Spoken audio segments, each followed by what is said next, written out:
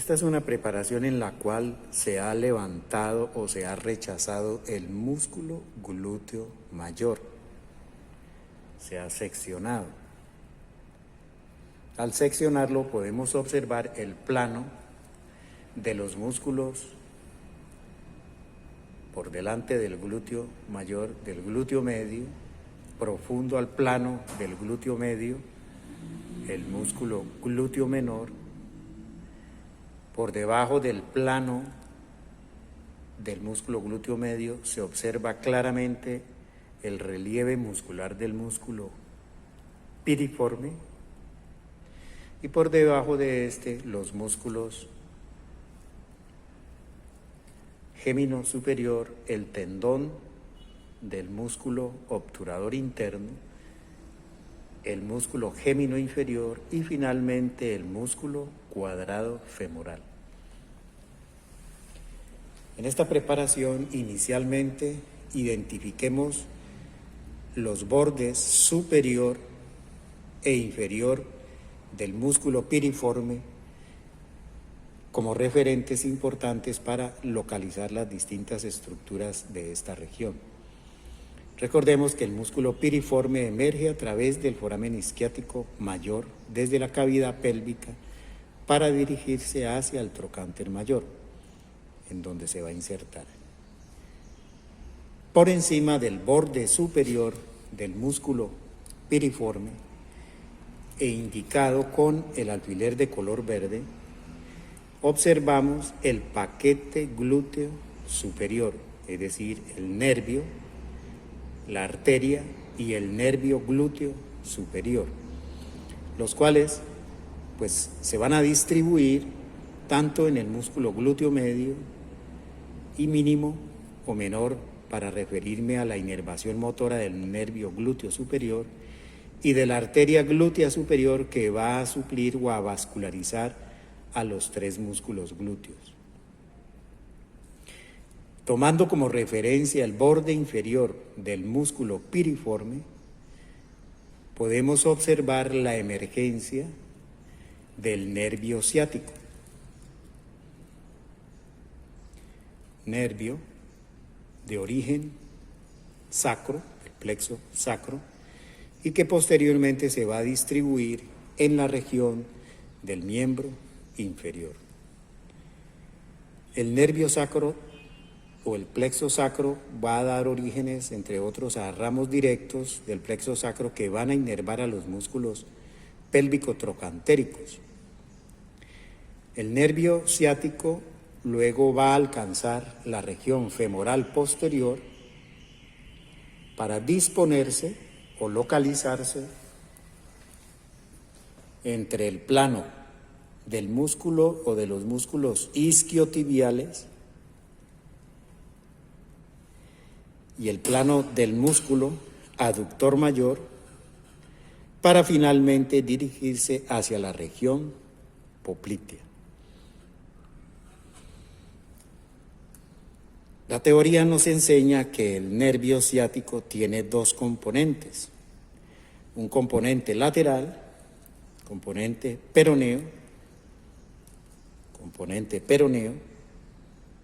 y un componente medial que recibe el nombre de componente tibial. La división del nervio ciático puede ser alta en la región glútea, puede ser media en la región femoral o, lo que es más usual, dividirse en sus dos componentes, peroneo y tibial, en la fosa poplitea.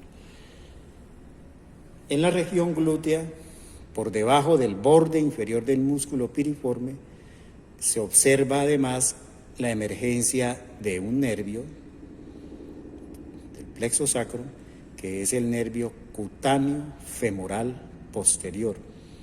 Este nervio cutáneo femoral posterior desciende a todo lo largo de la cara posterior del muslo para finalmente agotarse en los planos subcutáneos de la fosa poplitea.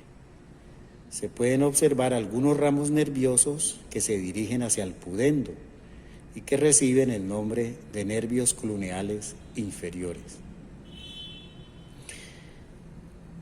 por el borde o tomando como referencia el borde inferior del músculo piriforme, también emerge el paquete neurovascular glúteo inferior, conformado por el nervio glúteo inferior, la arteria glútea inferior y las venas que acompañan a este paquete. La arteria glútea inferior pues va a vascularizar, además del músculo glúteo mayor, a los músculos pélvico-trocantéricos y envía una rama anastomótica hacia la región femoral posterior que usualmente va a hacer anastomosis con la primera arteria perforante, indicada en esta preparación con el alfiler de color morado. Aquí se observa la arteria, la primera perforante, acompañada de su vena concomitante.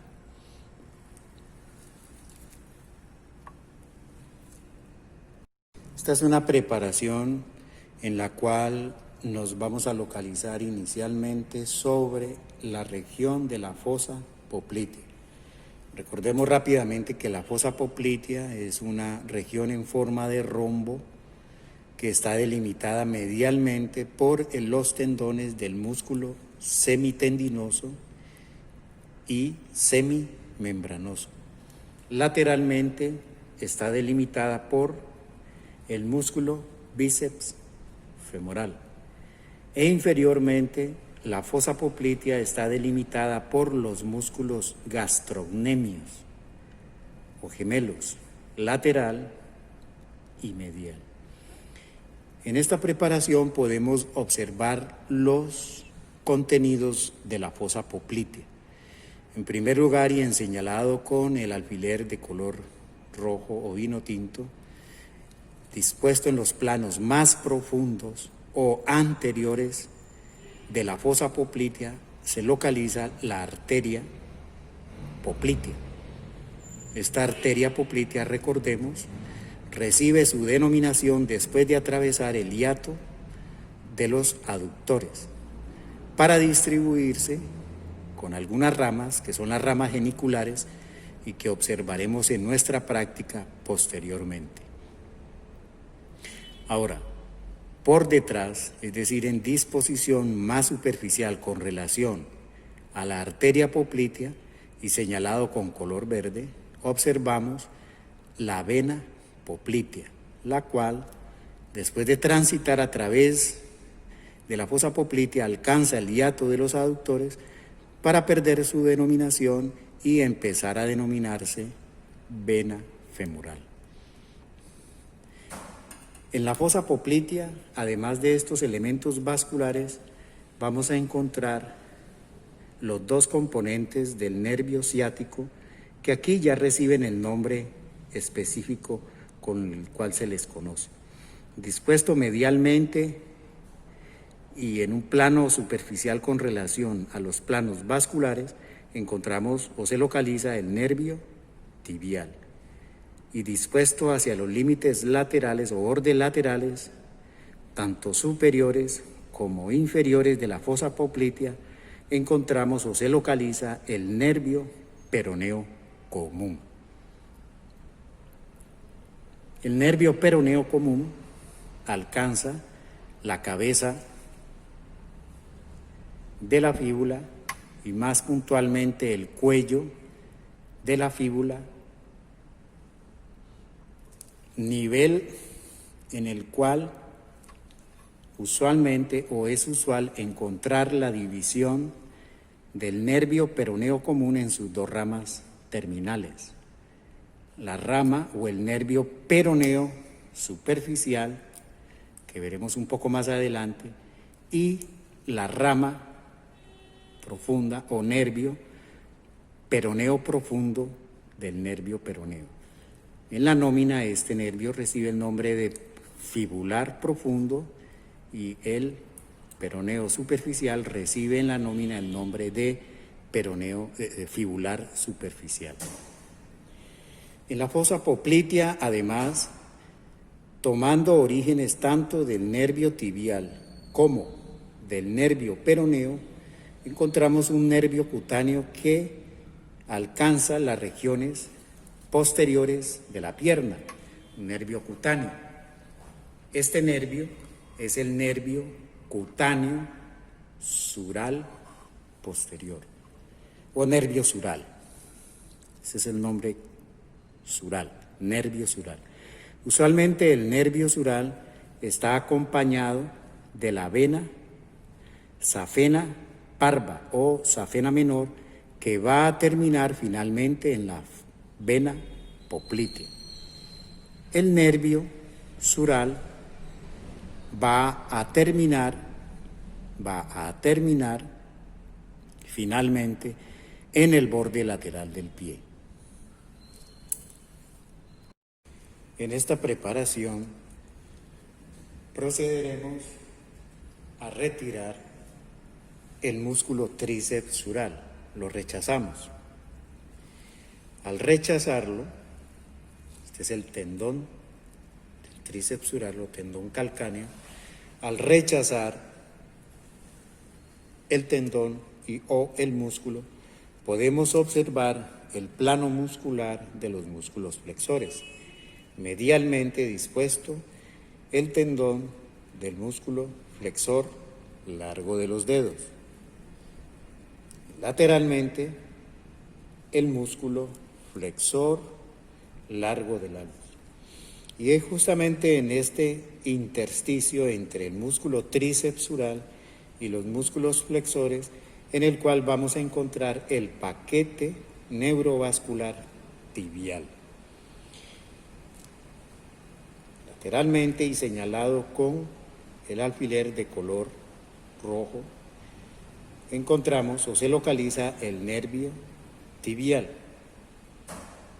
y acompañando al nervio, señalado con el alfiler de color dorado, la arteria tibial posterior. Se puede ver cómo la arteria tibial está acompañada de sus venas concomitantes, las venas tibiales posteriores. Este paquete neurovascular, es decir, el nervio tibial, la arteria tibial posterior, entran o descienden a través del retináculo de los flexores para alcanzar la planta del pie. En esta región de la planta del pie, el nervio tibial se va a dividir en sus dos ramas terminales. Dispuesta medialmente, vamos a observar y señalado con el alfiler azul el nervio plantar medial, el cual va a dar origen a los nervios metatarsianos comunes y que finalmente van a derivar en los nervios digitales plantares propios. Dispuesto hacia las regiones laterales del pie, de la planta del pie, el nervio tibial da origen al nervio plantar lateral, que igualmente va a dar origen a los nervios metatarsianos comunes y posteriormente a los nervios digitales propios plantares. En esta preparación se observa, acompañando al nervio plantar lateral, la arteria plantar lateral, que corresponde a una de las ramas terminales de la arteria tibial posterior en la planta del pie. Frecuentemente, y es lo usual, el nervio plantar medial va acompañado de su arteria plantar medial, la cual se va a distribuir en la región medial de la planta del pie.